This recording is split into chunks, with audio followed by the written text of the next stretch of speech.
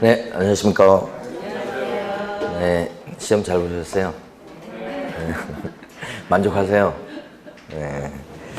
아니, 근데 시험이 결코 이제 객관적으로 봤을 때 쉽다고는 생각 안 하거든요. 네. 그래서, 아니, 오늘 여러분 보신 시험지가, 네. 그 지난주에 출제해냈던 문제를 갖다 놓고, 지난주에 여러분의 그 좌절하는 모습을 보고서 많은 교훈을 얻어갖고, 고치는데 이제 고친다고 고쳤습니다. 근데 아침에 와서도 우리 원장님한테 얘기했지만 자신은 없다 솔직히. 고쳤지만 그래서 결코 그렇게 쉬운 문제는 아닙니다. 막 여러분 점수가 막 전부 다 70점 80점 나왔을 것 같지는 않고 지난주보다 상대적으로 좀 쉬웠다 이렇게 볼 수 있겠죠. 객관적으로 봤을 때는 쉬운 문제는 아니고. 자, 그래서 몇 점 나왔는지 좀 이따 보도록 하고. 자, 답을 맞춰보도록 하겠습니다. 일단은 정답이 1번 문제 정답은 1번입니다. 옳은 것은 모두 몇 개인가 그랬는데 기억번은 중개업하고 분양대행업이다 이렇게 하면 이게 다 14조에 나오는 업무들이 되니까요. 이때는 이 법인은 등록 신청을 하면 등록이 가능하겠습니다. 그러니까 옳은 지문입니다. 그 다음에 2번은 변호사한테는 중개사 법령에 정한 기준은 적용되지 않는다. 요거 조심하셔야 돼요. 적용된다. 니은번을 착각을 많이 하셔요. 변호사도 중개업을 하려면 실무교육도 받고 중개사 자격증을 별도로 따야 된다. 그 뜻입니다. 적용된다는 의미가. 적용되지 않는다 그래버리면 막 변호사는 그냥 자기 마음대로 중개업을 할 수 있다는 그런 취지가 돼버리잖아요. 그래서 자, 요 니은번은 틀린 얘기입니다. 니은번을 오해를 많이 하시고 디귿번은 사회적 협동조합은 아예 등록이 불가능합니다. 비영리 성격이기 때문에 그렇습니다. 틀렸죠? 자, 리을번은 이 지역농협 같은 경우는 특수법인에 들어가기 때문에 등록 기준은 적용이 없지요.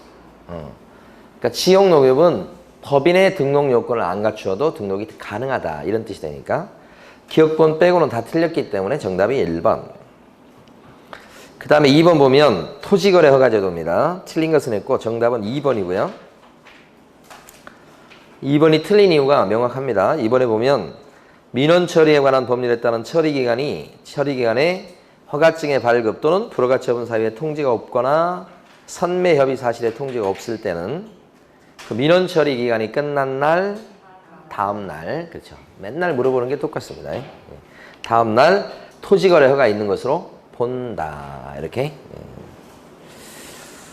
그러니까 다음 날이 빠져서 2번이 틀리고 나머지는 맞는 건데 1번에 보면 토지거래 허가를 받으려는 자는 허가 신청서에다가 계약 내용과 토지의 이용 계획, 그러니까 요거 이용 계획을 보고서 허가 내줄지 말지 결정하는 거니까 이용 계획 들어가야 되고 취득자금 조달 계획 등을 적어서 여기 지금 부동산 거래 신고는 자금 조달 계획을 갖다가 언제나 신고하는 게 아니고 세 가지 경우만 신고하죠. 부동산 거래 신고는 그래서 3억 이상 과열주택, 3억 이상 조정주택, 6억 이상 주택 그때만 신고하지만 자금 조달 계획을 그런데 여기 나와 있는 요 뭡니까 이거 토지거래 허가는 허가 신청할 때 자금 조달 계획서를 갖다가 내야 되는 겁니다. 무조건. 그래서 거기까지고 허가 신청서에 적는 내용 중에 또 여러분이 꼭 알아두실 게 1번에는 틀리게 안 냈지만 조심할 게 요겁니다. 허가 신청할 때는 거래 예정 금액을 적도록 돼 있다. 그 옆에 써두시기 바랍니다. 거래 예정 금액을 적으셔. 어디에다가요?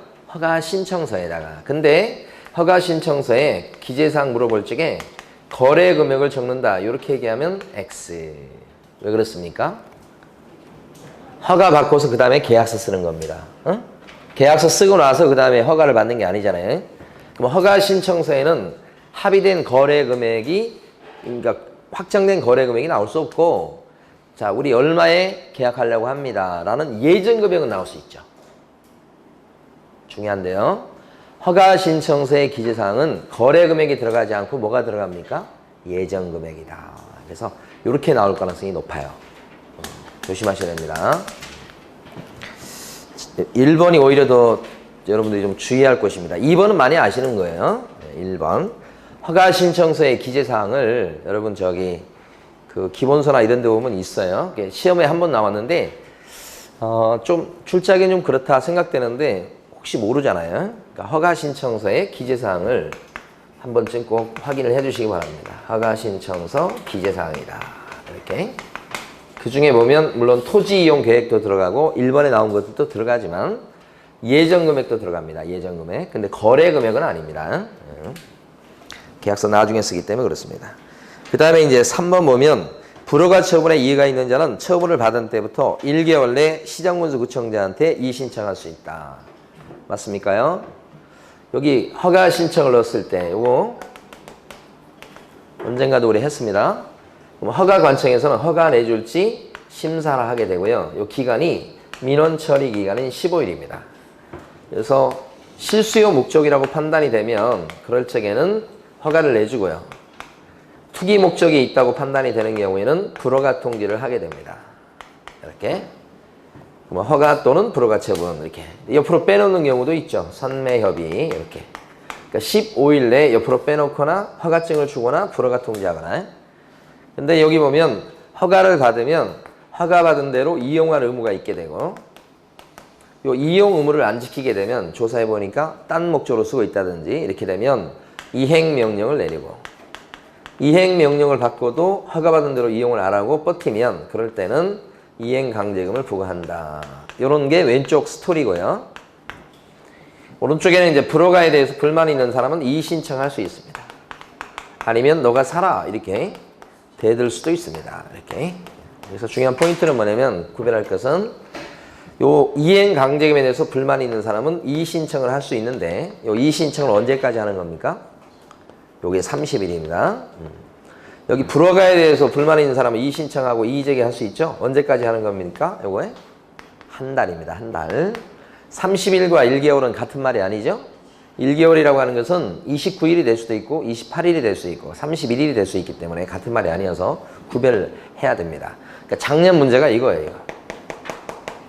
그러면 여기 지금 요 그림 그대로 기억하셔서 그림 그대로 기억해가지고 여기 매수 청구도 언제까지 하게 돼 있습니까? 이게 1개월 이내 너가 살아 이런 식의 할 수 있단 말이에요.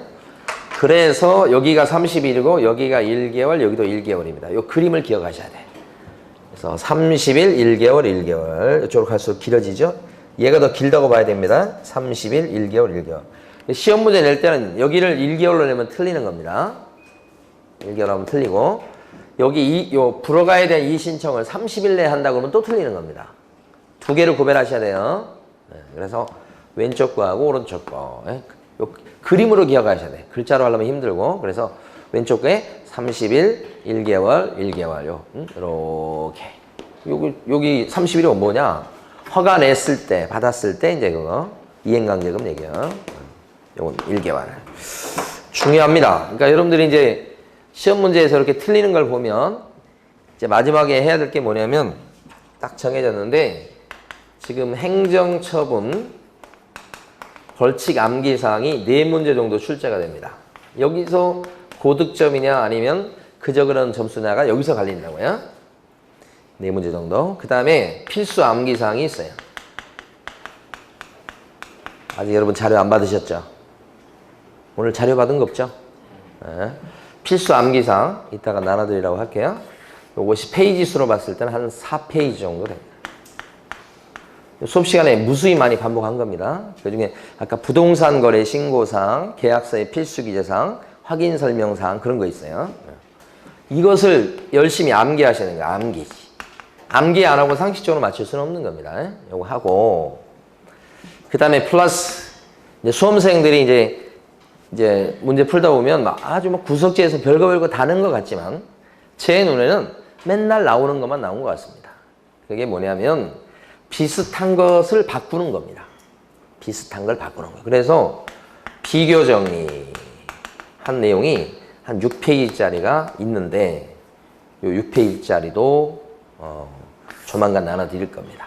그래서 다음 주에 요거 한꺼번에 너무 많이 나눠드리면 여러분들이 또 너무 부담스러울 것 같아가지고. 응? 없어요? 진짜요? 아, 다음 주가 명절이에요? 아, 그러면 제가 요것을 제 카페에 올려놓을게요. 벌써 이것도 올려놨어요. 올려놓기는. 예, 그리고 그렇지 않아도 오늘 카페에 대해서 이렇게 소개 좀 하려고 그러는데, 카페입니까? 이거 맞습니까? 다음에 있는 건데, 거기 보면 고종원의 공인중개사법 이렇게 돼 있고요. 여기 가보시면 여기 왼쪽 메뉴 칸에 이렇게 보면 거기에 무슨 백선 특강도 있고 일일 특강도 있고 이거 메뉴가 있습니다. 일일 특강은 한 50페이지 정도 되는 자료예요. 요거 출력하실 수 있어요. 출력해서 한번 보시고, 여기도 이제 일일 특강 8시간에 끝내는 건데 4강 강의를 올려놨어요. 1강부터 4강을 올려놨어요. 거래 신고부터 중개사법 앞부분까지. 나머지 이제 4강도 나머지 좀 이따 올릴 거예요. 예. 이거 유료 강의인데 이제 올려놨어요. 절반 올려놨어요. 그럼 여기 있는 자료를 출력을 하시고 50페이지짜리 출력을 하셔가지고 요 강의를 들으세요. 일단은 앞부분이 훨씬 중요해요. 백선 문제도 여기 문제를 올려놨어요. 출력해서 한번 답지랑 같이 올려져 있어요. 요건 강의는 없어요. 예. 요거. 지금 요런 거 있죠? 핵심 자료 해가지고 또 여기 메뉴가 또 있는데 핵심 자료. 그 핵심 자료 중에 보면 지금 요것도 있고, 요 사이에 제가 기간 정리 나눠드린 게 있었어요. 기간 정리. 여기 두 번째 거고. 요게 이제 오늘 나눠드릴 거 이거. 세 번째 거. 다음 주에 나눠드릴 거 네 번째. 요거 네 번째 건데, 요 네 번째 자료는 아직 안 올려놨어요. 여기까지 자료는 올려놨으니까. 그것을 여기서. 그러니까 하여간 여기 보면 시뻘건 게 이게 막 최근에 올린 자료들이 있어요. 요거 한번 뒤져보세요. 특히 요 강의 들으시고. 조만간에 또 나머지 강의 올릴 텐데, 나머지 이제 정리하실 때 요 특강을 들으세요. 응? 딴 데서 이제 유료 특강 한 건데, 좀 시간이 지나서 그거 제가 달라고 그래가지고 올려놨는데, 한꺼번에 다 달라고 하기는 좀 미안하더라고. 그래서 절반만 주시오 했다가, 또 다음번에 가면 또 절반 주시오 해서 올리려고 하니까, 한번 들어보시기 바랍니다. 여기 또, 뭘 말씀드리려면, 이 비교 정리가 여러분들의 약점이에요. 그러니까 요런 거예요, 요런 거. 여기는 30일이고, 여기는 1개월이고, 이런 거. 되게 많아요. 오늘 문제 푸는 것 중에서도 되게 많이 나와. 거기를 잘 구별해 두셔야지만 여러분들이 점수를 딸 수 있다. 자, 그 다음에요. 4번 문제입니다. 토지거래 허가 받으면 농지법에 따라서 농지증을 받은 것으로 본다. 이렇게 돼 있죠. 토지거래 허가 받으면 농지증 받은 것으로 의제. 이렇게 맞고. 5번 지문은 허가 신청에 대해서 허가 또는 불허가 처분을 받은 자는 통지 받은 때부터 한 달 내에 시장군수구청장한테 해당 토지에 관한 권리에 매수 청구를 할 수 있다. 이렇게 되어 있죠. 매수 청구 아까 이거 언제까지죠? 1개월이네. 이러면 사주는 가격은 어떤 금액 기준에서 매수를 해주게 됩니까? 그렇죠. 공시지가죠. 감정가 아니고 여기는 공시지가. 요 선매 협의할 때는 기준이 뭐예요? 여기가 감정가. 이런 것들이 나와 있어요. 그 비교 정리라는 게 6페이지짜리가. 여기는 감정가, 여기는 공시지가니까 시험 문제 출제하는 사람은 공시지가 해서 틀리게 내고, 여기서는 감정가로 매수하게 할 수 있다. 이렇게 할 수 있다고요. 그러면 X죠. 그러니까 그런 것들을 잘 구별하셔야 돼. 그런 거. 일반적으로 한번 설명드려서 아시는 내용들은 여러분이 다 아셔요. 근데 이제 혼동되는 거, 이런 것들을 잘 정리해 두실 거. 그 다음에 이제 3번에 보면 정책심의위원회 소관사항이 아닌 것은 정답은 1번이고, 이게 손 좀 보시오. 그것은 오늘 암기사항 거기 나눠드릴 때 필수 암기사항에 나와요. 손 좀 보시오만 했죠. 그래서 1번이 정답이고요. 거래신고제도하고는 공인중개사법은 직접 관련이 없어요. 법이 틀리잖아요. 아예. 그 다음에 2번에 3번은 요거 올해 국장이 나설 건지 말 건지 뭐 이런 거에서, 이것은 정책심의위원회 소관사항입니다. 정책 손 좀 보시유. 그 중에 시예요. 시험에 관한 거예요. 4번은 보수변경. 최근에 이제 보수변경 하겠다고 이렇게. 그래서 그런 얘기 나오고. 그 다음에 5번은 심의위원회에 대해서 기피 신청을 받아들일지 말지에 대해서 의결하는 건 정책심의위원회에서 자기들이 회의를 해봐야 되는 거예요. 그래서 5번도 들어갑니다. 암기한 사항은 없지만. 4번 문제 경매 절차에 관한 설명 중 틀린 것은 정답은 3번 이렇게. 이 경매 나왔을 때 3번에 보면 허가구역 내 농지를 취득하자 했을 때 토지거래 허가를 받으셔야 된다 그러는데 이걸 꼭 아셔야 됩니다. 경매다 그러면 토지거래 허가는 필요가 없습니다. 그러니까 굉장히 장점입니다. 허가구역 내 땅은 가치가 있는 땅이라고 판단되는 겁니다. 그런데 경매로 받을 때는 뭐 기준면적이고 뭐고 간에 허가증이 필요 없다는 게 굉장히 장점이라고요. 근데 이게 농지라고 한다면 농지증은 있어야 됩니다. 그래서 이 두 개를 꼭 구별하실 거. 요것도 비교 정리할 때 여기 있어요, 자료에. 경매에 그러면 토지가 거래 허가는 아이고 받는데 받을 필요 없는데 농지증은 받아야 되겠다. 다시 한번 경매는 토지 거래 허가는 필요가 없는데 경매로 받을 때는 농지증은 농지일 경우 받아야 되겠다. 이렇게. 자, 그것이 3번이 이제 틀렸습니다. 자, 허가구역 내 농지를 취득할 때 토지거래 허가는 필요가 없고 농지증은 받아야 되고 이렇습니다. 1번에 보면 취하란 말이 오면 이제 압류효력이 소멸됩니다. 그런데 그때는 최고가 매수 신고인, 차순위 매수 신고인이 동의를 해줘야 된다는 겁니다. 왜냐하면 매수 신고가 들어왔기 때문에 이해관계인이 생겨버린 상태입니다. 그 사람들이 오케이 해줘야 취할 수 있다는 뜻입니다. 그 다음에 2번 배당 요구 종기 꼭 기억하셔야 됩니다. 첫 번째 매각기일 뭐요? 이전이라는 말을 주의하시고 4번 매각 결정기는 매각길로부터 일주일 내로 정한다.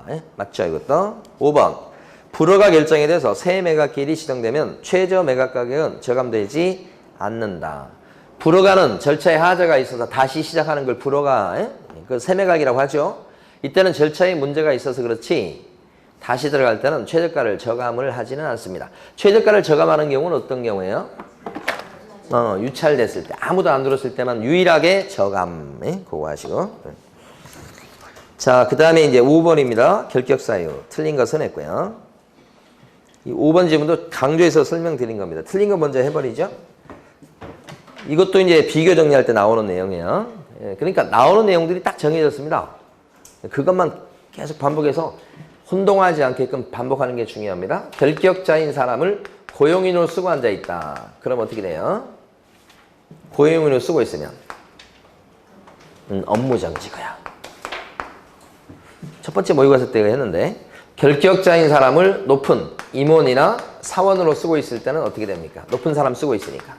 높은 사람이니까 절등치. 종업원일 때는 업무정지. 그러니까 결격자인 양반이 이렇게 종업원일 때는 업무정지, 요 임원급일 때는 절등치 이렇게 되죠. 요거. 그러니까 여기서 지금 요거하고 요건데 여기를 묻고 있어요, 5번이. 근데 둘 다 보면 즉시 영업정지, 즉시 절등치가 되는 게 아니고 두 달은 유예를 시켜주죠. 두 달 내 해고 안 하면 업무정지. 여기도 마찬가지.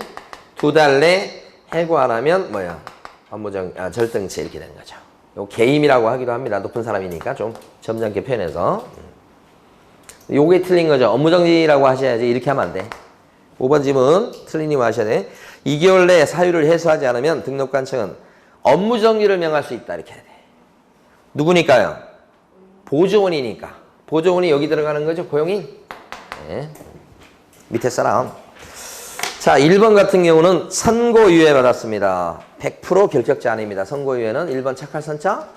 그 다음에 2번 같은 경우는 중개업 등록 결격 사유에 해당하는 자는 원칙적으로 시험에 응시할 수 있다. 결격자도 시험 볼 수 있는 거 2번 맞고 아시죠? 3번 미성년자는 100% 결격자.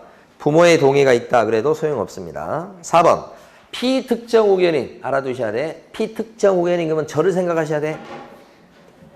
제가 특정 업무에 대해서는 잘 못해. 대표적인 것이 뭐냐면 이런 그 인터넷, 뭐 컴퓨터라든지 뭐 이런 거 있잖아요. 그게 제일 자신이 없어요.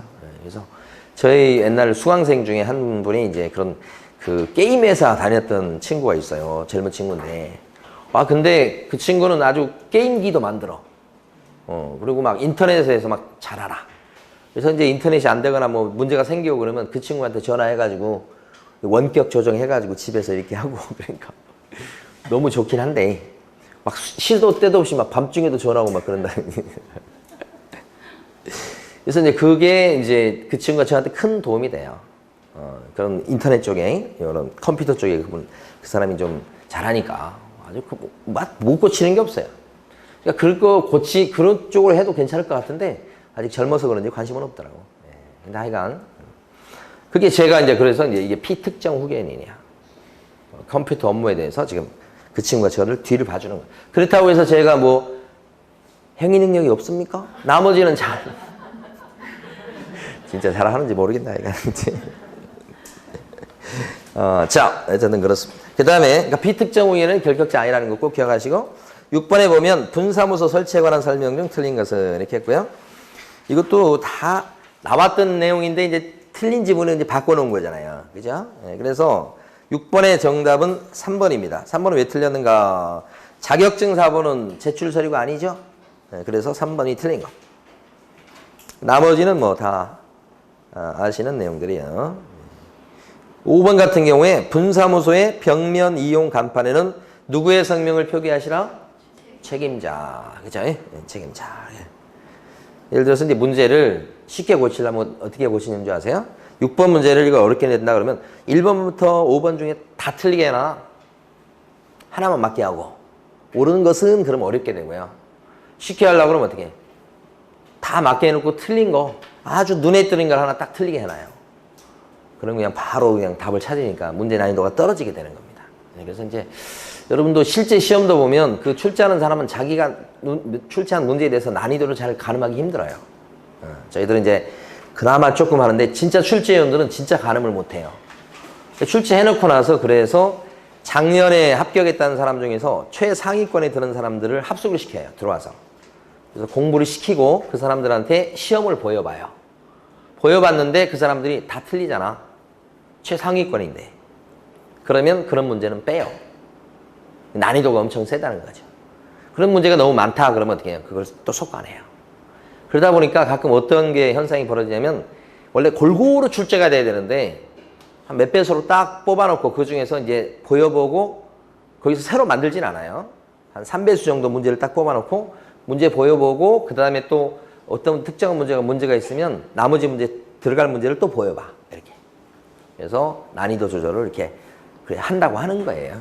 근데 실제 이제 그게 없으면 출제자 입장에서는 난이도를 딱 조정한다는 게 정말 쉽진 않죠. 사실은. 자, 그 다음에요. 7번 가시겠습니다. 틀린 것은. 이 7번 문제는 좀 어려웠을 것 같아요. 정답은 몇 번? 7번의 정답 몇 번? 4번이죠. 4번에 어디가 틀렸어요? 내 외부 시설물 상태에 주차장 나오면 안 돼요. 주차장 하고 벽면 두 개가 틀린 거죠. 벽면 도배 하나만 찾으신 분도 계시네 보니까 벽면 도배도 있고 벽면 도배도 틀렸고 주차장은 입지 조건에 들어가잖아요. 4번이 틀립니다. 나머지는 다 맞는 내용들인데 맞는 것도 잘 봐두셔야 돼요. 특히 이제 2번에 나와 있는 대상 물건 표시란에 적는 것 중에 건축물의 용도, 방향, 내진 어쩌고 저쩌고 그 다음에 입안 건축물 요 대표적인 겁니다. 그래서 2번은 맞고요. 그 다음에 3번 예정 금액 등 칸에 적는 건 예정 금액만 적는 거 아니죠. 거기 나와 있는 것처럼 공시지가, 공시가격도 있다는 걸 주의하시고 3번에서는 5번은 그 유명한 입지 조건. 자, 인자에 관련된 내용인데 틀린 게 몇 개인가? 8번 문제의 정답은 2번이고요.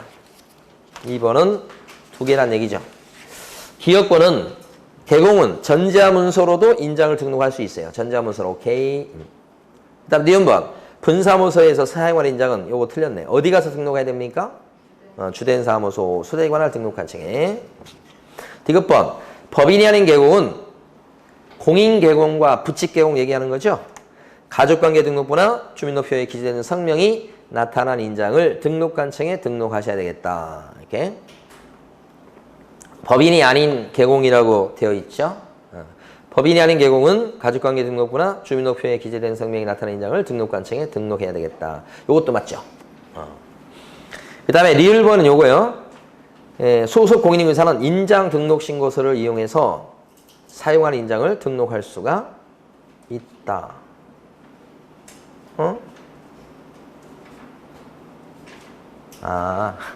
기억번 제가 잘못 읽었네. 제가 보고 답이 3개라고 지금 생각한 거예요. 왜냐하면 기억번에 보면 인장을 등록할 수 없다라고 돼 있죠. 이러시면 안 된다. 끝까지 문제를 잘 읽어야 된다. 저처럼 앞대가리만 읽고 1번이 맞다고 생각했던 거예요. 그죠?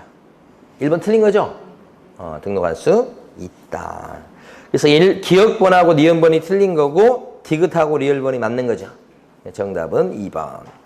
9번요. 명칭 사용에 대한 서술 중 틀린 것은 1번 내고 싶어요. 이거. 이건 뭐예요? 영업정지를 받으면 간판 철거합니까? 아니죠. 처리 패치. 등록 취소일 때가 철거하는 거고 영업정지 갖고는 철거 사유는 아니죠.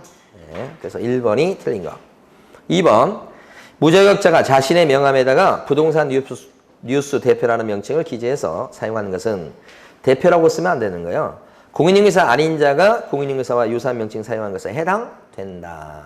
맞는 얘기죠? 그래서 2번도 맞고 3번은 개공 아닌 자가 공인중개사무소라는 명칭을 간판에 썼다. 그러면 이것도 앞에 모의고사 때 나왔었어요. 우리 동용에서 아닌 자가 쓰면 이건 1학년 1반. 그런데 그렇게 써놓은 간판은 잘못된 간판. 잘못된 간판이니까 철거명령 대상. 철거명령 누가 해요? 등록관청이. 그래서 3번은 맞습니다. 4번 중개대상물에 대한 표시 광고할 때 개업공인중개사의 성명, 명칭, 소재지, 등록번호 들어가죠 이제? 광고할 때 그 다음에 연락처를 명시해야 된다. 맞습니다. 5번 등록관청은 사무소 간판 등에 대한 철거 명령을 받은 자가 철거를 이행하지 않았을 때는 어느 법에 따라 대집행할 수 있다고요? 행정대집행법에 따라 대집행할 수 있다. 이렇게 5번도 맞죠? 10번 계약서 작성 틀린 거 고르세요. 이렇게 틀린 게 많죠? 10번에 5번은요. 소공이 이중계약서 쓰면 어떻게 되나요? 5번이 틀렸는데 소공이 이중계약서 쓰면 자격정지. 500거 아니죠? 자격정지입니다. 그 다음에 1번요. 1번 보면 10번에 1번 개공이 서명 및 날인해야 되거든. 개공은. 근데 서명 아니면 날인 둘 중에 한 가지를 안 했어. 그러면 뭐예요? 업무정지사유. 그 다음에 2번은 계약서에는 확인설명서 교부일자 들어가죠? 필수기재사항 꼭 암기하셔야 됩니다. 거래계약서는 매년 나옵니다. 3번 매수인의 요구에 의해서 계약서에다가 매수인란을 공란으로 계약서를 작성한 것은 법 위반이죠. 당사자의 인적사항은 꼭 들어가야 되잖아요. 필수기재사항이 들어가잖아요. 권인표 조교는 계약일에 인도금을 받았다 할 때 인자 있잖아요. 인. 권인표 조교할 때 인자가 뭐예요? 인적사항. 매도인과 매수인의 인적사항이 꼭 들어가야죠. 4번 거래 금액을 반드시 기재해야 되겠다. 거래 금액도 필수기재사항이 들어간 거 맞죠? 예. 자 11번 보수 산출에 대한 설명 중 틀린 것은 했습니다. 일단 틀린 거 먼저 보도록 하죠. 틀린 건 이제 4번인데 요게 동일한 중개상 물건, 동일한 당사자가 매매 포함해서 둘 이상의 거래를 동일한 기회에 했다. 그러면 그때는 어떻게 되죠? 매매 한 건만 받게 돼 있죠. 그래서 매매 계약에 관한 금액만을 거래 금액으로 한다. 이렇게 하는 건데 두 개 합쳤다고 지금 나왔으니까 X. 그죠? 나머지 내용 중에서 1번 같은 경우는 보충금이 지급되는 교환 계약이다. 교환 나오면 어떤 말이 와야 돼요? 큰 금액. 보충금을 따로 더하지는 않습니다. 고액의 물건 가격을 기준이에요. 그 다음에 2번은요. 월세가 있을 때는 월세 곱하기 100을 해서 합산해 본 금액이 5천만 원이 안 되면 그때는 곱하기 70으로 다시 계산해서 합산하죠. 예, 그래서 그거 맞는 거고. 3번 아파트 분양권 나오면 거래 금액은 뭐가 되는 거예요? 거래 금액은 총대금이 되는 거죠. 이 총대금은 뭘 얘기하는 거예요? 총분양대금을 의미하는 게 아니고 실제 납입한 금액에다가 플러스 프리미엄을 합친 금액이 있죠. 그걸 뭐라고 불러요? 총대금이다. 이렇게 했어요. 그러니까 3번처럼 나왔을 때 이게 판례인데 틀렸다고 하시면 안 돼요. 이 총대금이 거래금액이 된다. 이 총대금이 총분양대금을 얘기하는 게 아니에요. 몇 글자 차이 아닙니다. 분양권 얘기 나오면서 총분양대금이 거래금액이다. 그러면 X. 총대금이 거래금액이다. 동그라미. 이렇게 하셔야 돼요. 그럼 옆에다가 총분양대금 X를 써주셔야 돼요. 총대금 밑에다가. 구별하셔야 된다고. 다시 한번 총대금 그러면 X. 아니. 동그라미. 총분양대금 그러면 X. 이렇게. 너무 많이 해서 그런 거야. 자, 그 다음에 5번은 상가 임대차에서 권리금을 수수한다. 그 권리금은 보수 산정할 때 하나도 영향을 안 줍니다. 더하지 않죠? 네. 자, 그 다음에 12번의 정답은 1번. 그죠? 보수 지급 시기에 관해서 약정이 없을 때는 매각 결정 기일로 한다. 이거 틀린 거예요? 매수인청 대리인의 보수 지급 시기는 언제가 돼요? 약정이 없을 때는 어떻게 되죠? 답은 대금 지급 기한일로 한다. 이렇게. 자, 매수인청 대리인의 보수 지급 시기는 대금 지급 기한일로 한다. 중개보수는 어때? 중개보수는 거래 대금의 지급이 완료된 날 이렇게 되죠. 이건 위에는 복비, 밑에는 매수인청 대리인의 보수. 이것도 비교 정리할 때 거기 6페이지짜리에 들어가 있어요. 두 개 비교하는 거. 그러니까 매수인청 대리인의 보수는 지급 기한일, 중개보수는 대금 지급이 완료된 날, 잔금일이 잔금일. 자, 그 다음에 2번은 그 사건 카드나 확인 설명서나 보수 영수증에다가 등록관청에 등록된 도장을 서명 날인하시오. 이렇게. 여기서 서명 날인이라고 그냥 서식은 돼 있어요. 저 조문은 이렇게 서명 날인하시오 이렇게 돼 있어요. 우리 이제 중개사법에서는 서명 및 날인이냐, 서명 또는 날인이냐 가지고 막 되게 예민하죠. 근데 여기는 아직까지도 보면 서명 점 날인으로 돼 있어요. 그러니까 여기 밋이나 또는이 안 나왔다고 틀렸다고 하시면 안 된다. 이거 어디 나오는 거죠 지금? 매수 신청 대리인 나왔을 때는. 2번 틀렸다고 하시면 안 돼. 맞는 거예요. 자, 그 다음에 3번은 위임계약을 체결한 경우 확인설명사항을 서면으로 작성해서 서명 날인한 뒤에 확인설명서를 갖다가 위임인한테 교부하고 사본을 사건 카드에 딱 철해서 몇 년간 보존을 하신다? 5년. 확인설명서의 보존기간이 5년이 됐습니다. 여기는. 중개대상물은 3년인데 반해서 매수인청 대리 대상물에 대한 확인설명서 보존기간은 몇 년? 5년. 사건 카드하고 같이 묶어서 보존하니까 그렇습니다. 그 다음에 4번. 대리권을 증명하는 문서는 개별 매각의 경우는 매 물건 번호마다 제출해야 되겠다. 되게 어려운 거예요, 이게. 이 개별 매각은 부동산이 여러 개가 있는데 팔 때 소매로 파는 거라고 그랬어요. 그러면 개별 매각이라 그러면 이렇게 있을 때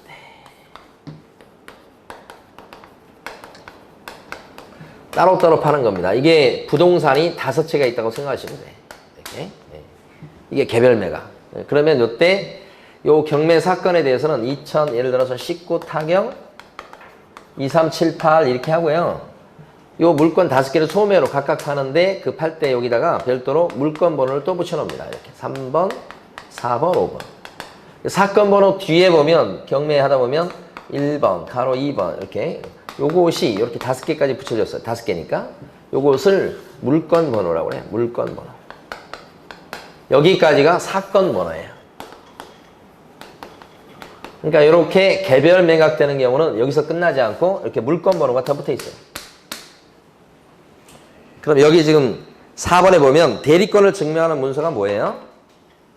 대리권을 증명하는 문서. 위임장이에요. 그 위임장은 물건 번호마다 제출해야 됩니다. 이렇게. 요 물건마다. 만약에 이거 5개를 다 들어갑니다. 돈이 많아갖고. 그걸 저한테 위임했어. 그러면 저는 대리권을 증명하는 문서를 따로따로 매각이 이루어지는 되기 때문에 5번 내야 되나요? 5번. 예? 이게 무슨 매각이에요? 개별 매각. 예.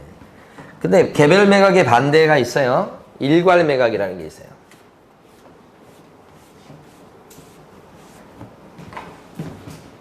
일괄 매각은 이렇게 5개 부동산인데 이 5개 부동산을 패키지로 다 묶어서 매각하는 거예요. 부동산은 5개요.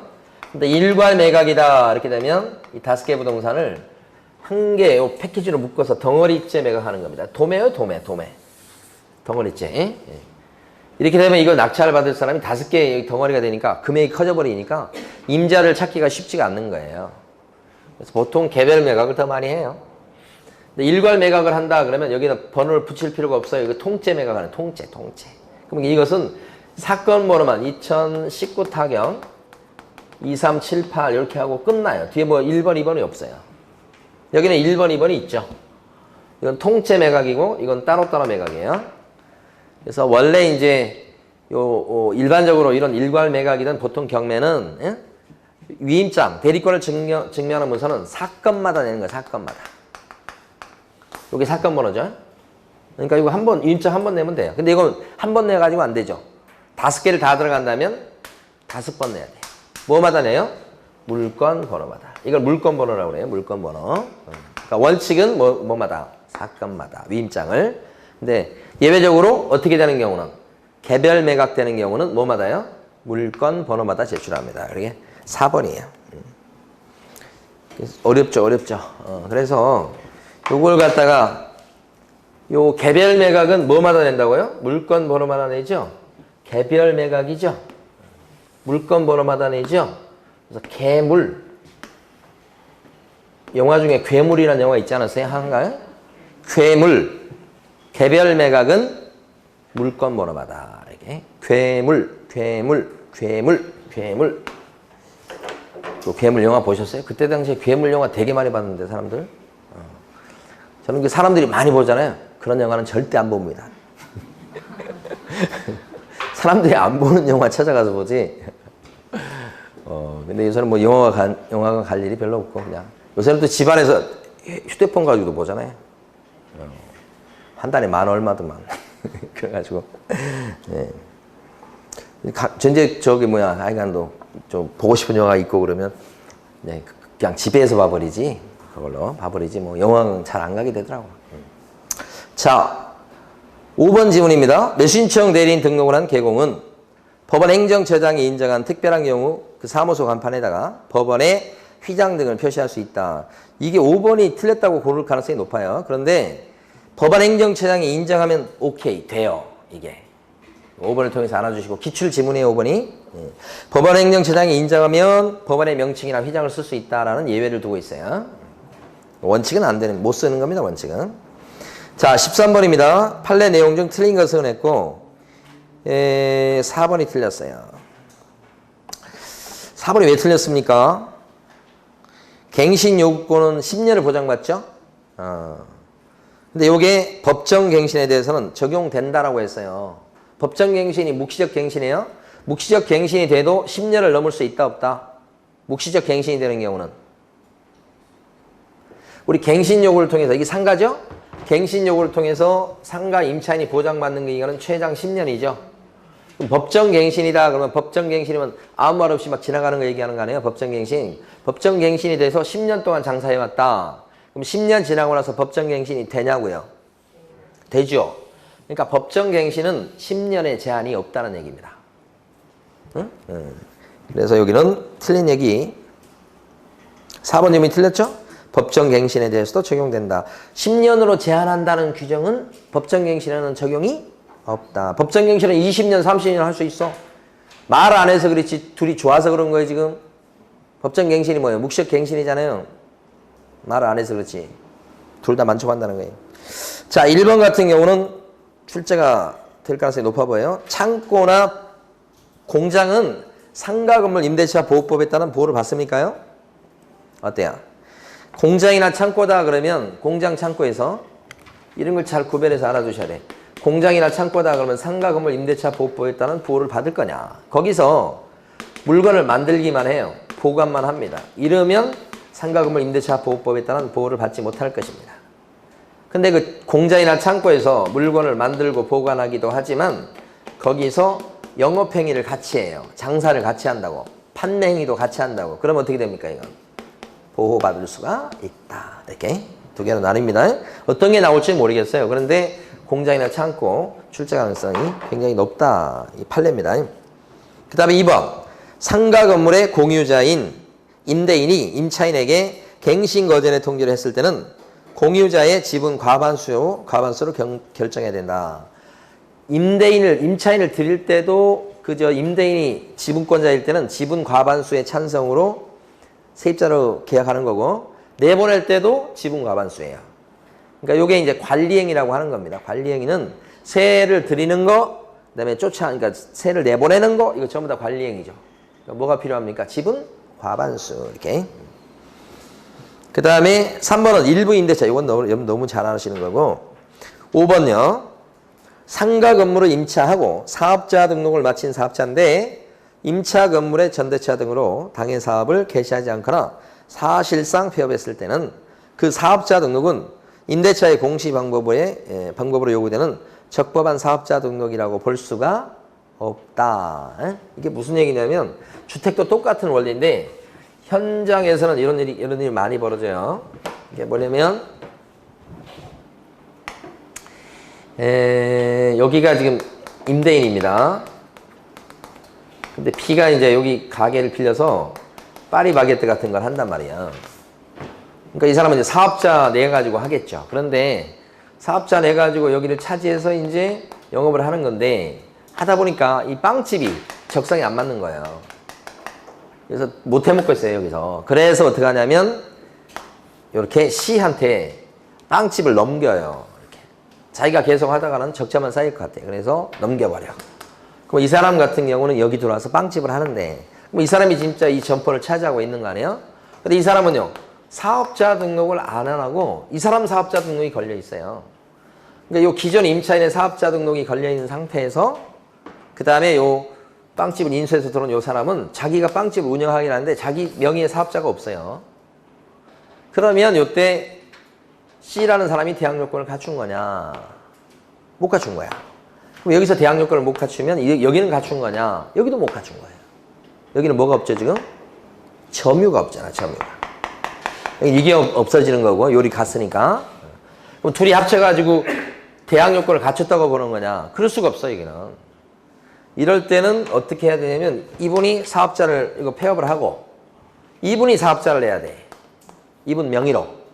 이렇게 되면, 요 전차인 C가 대항 요건을 갖췄지만, 이걸 갖춘 것을 이 사람도 갖췄다고 보는 거야. 이 사람은 이렇게 갖춰도 이 사람은 대항력이 없어요, 전차인은. 전차인은 대항력이 없어. 이렇게 하면 이를 통해서 여기가 대항력이 생기는 거예요, 임차인이. 이런 거 들어보셨죠? 민법 시간에 공부하셨죠? 주택도 똑같은 원리야. 내가 임차인인데 내가 이렇게 전대차에서 세를 놨어. 그러면 거기 직접 사는 사람이 주민등록을 하고 거기 들어가 살고 있어야 돼. 그러면 이 사람이 대항력이 생겨요, 임차인이. 이 사람이 생기는 법은 없어, 죽어도. 여기가 생기는 거야. 근데 이 사람은 여기가 없는 상태고 자기가 사업자 등록이 되지. 이 직접 점유자가 아닌 이 사람의 사업자 등록은 대항 요건으로서 사업자 등록을 봐줄 수가 없다는 뜻이 5번이에요, 이게 5번. 응? 있어봤자 소용없어. 이 사람이 사업자를 내야 돼. 이렇게 그 뜻이. 굉장히 중요한 판례인데요, 5번이. 근데 뭐 일반 문제집이나 이런 데서 강조해서 이거 설명을 안 하더라고요. 왜냐면 이게 현실적으로 되게 많거든, 이게. 더군다나 이게 주인의 허락도 없이 막 무단 전대하는 경우도 많아. 그러면 이제 무단 전대하고 그러면 어떻게 해? 갱신 요건을 전차인이 장사 잘 때 이 사람 장사 잘하는 사람이야. 갱신 요건을 이렇게 행사하고 싶어도 자기는 갱신 요건이 없어. 다만 임차인을 대위해서 할 수는 있지. 근데 임차인을 대위해서 갱신 요구하려면 이 사람의 동의가 있었어야 돼.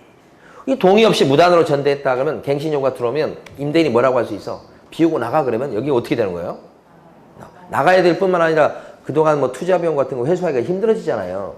현실적으로 그런 게 이제 꽤 많다고 지금 아름아름 이렇게 보면. 그게 이제 문제가 되니까 거기에 출발점이 5번 같은 판례예요. 그 판례는 그냥 나온 게 아닙니다. 현실적으로 굉장히 많이 발생해서 나온 거예요. 제가 출제이면 5번 같은 판례를 내겠어요. 민법 시간에 이런 거 배우셨어요, 5번? 자, 하여간 그렇습니다.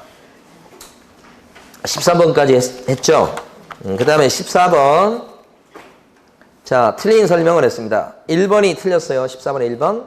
판례에 의하면 30조 제1항의 중개행위에 해당하는지 여부는 개업공인인사가 진정으로 당사자를 위해서 거래를 알선 중개하는 의사를 갖고 있었느냐에 따라서 판단해야 되겠다 그랬습니다. 아닌데, 그죠? 진정으로 당사자를 위해서 중개활동을 하려고 하는 의사가 있었느냐, 주관적으로 판단할 것이 아니라 사회통념에 따라 어떻게 해요? 객관적으로 판단하셔야 되겠다 그런 얘기입니다. 근데 1번은 너무 유명해서 여러분들이 잘 아셔서 답을 고르셨겠어요. 1번이 틀렸다고. 근데 답안인 2번부터 5번이 너무너무 중요한 것들이에요. 2번 보면 대토권 매매를 알선한 행위는 30조 규정에 따라 공제사업자를 상대로 해서 개업공인회사에 손해배상 책임을 물을 수 있는 중개행위에 들어갑니까? 안 들어간다. 이거 안 들어가는 거예요. 아직 출제가 안 된 거고. 3번. 개업공인인사가 자기의 중개사무소를 다른 사람의 중개인 장소로 채용함으로써 발생한 거래 당사자의 재산상 손해에 대해서 배상 책임이 있게 된다. 이게 사무소 제공 책임이죠. 잘 나옵니다. 지문에 한 번 더.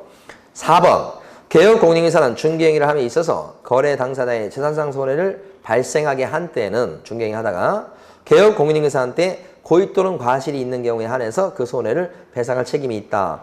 4번은 O예요, X예요? O라고 하셔야 돼. 왜 이걸 동그라미라고 하셔야 되냐면 중개행위를 함에 있어서 이 말이 있기 때문에 그런 거예요. 예를 들어서 30조 개업공인인사의 손해배상 책임은 이렇게 해요. 개업공인인사한테 고의과실이 있을 때 한하여 배상 책임을 집니다. 이렇게 나오면 OX. 다시 한번 30조 개업공인인사의 손해배상 책임은 30조라고 지금 얘기했어요. 거기 1항도 있고 2항도 있어요. 거기는 중개인 책임도 있고 사무소 제공 책임도 있는 거예요. 30조 손해배상 책임은 개업공인인사에게 고의과실이 있을 때 한해서 손해배상 책임을 진다. 이렇게 얘기하면 X지. 뭐가 있기 때문에? 무과실 책임지는 게 있죠. 그 무과실 책임지는 게 뭐예요? 아까 사무소 제공 책임. 동그라미 3번. 그렇죠? 근데 이 동그라미 4번에서는 대놓고 중개행위를 함에 있어서라고 써놨기 때문에 뒤에 고의과실이 있을 때 하나에 책임진다고 해도 맞는 거란 말입니다. 구별하시겠어요? 주의하셔야 돼. 시험 끝나고 나서 아이고 실수했다 그렇게 나올 수 있어요. 조심하셔야 돼. 30조 전체를 물어보면 과실 책임도 있고 무과실 책임도 있고. 근데 동그라미 4번처럼 30조 1항을 물어보면 30조 1항을 물어보면 무조건 과실 책임이야. 응? 4번 중개행위 책임. 자 5번 개업공인인사 아닌 사람한테는 이 법령에 따른 배상 책임을 물을 수 없죠. 네, 이것은 기출문제 지문에 나왔던 거 그대로. 고용인 포함이에요. 고용인 제외 그러시면 안 돼. 고용인 포함. 그래서 고용인이 한 영업상 행위는 누가 한 걸로 쳐요? 개공이 한 걸로 보니까. 자 15번입니다. 주택임대차. 기억방. 일단 답은 3번이고요. 경제사정의 변동으로 약정한 차임이 과도하게 되어서 적절치 않다. 그러면 임대차 기한 중 임차인을은 임차인이라고 하셔야 되겠어요.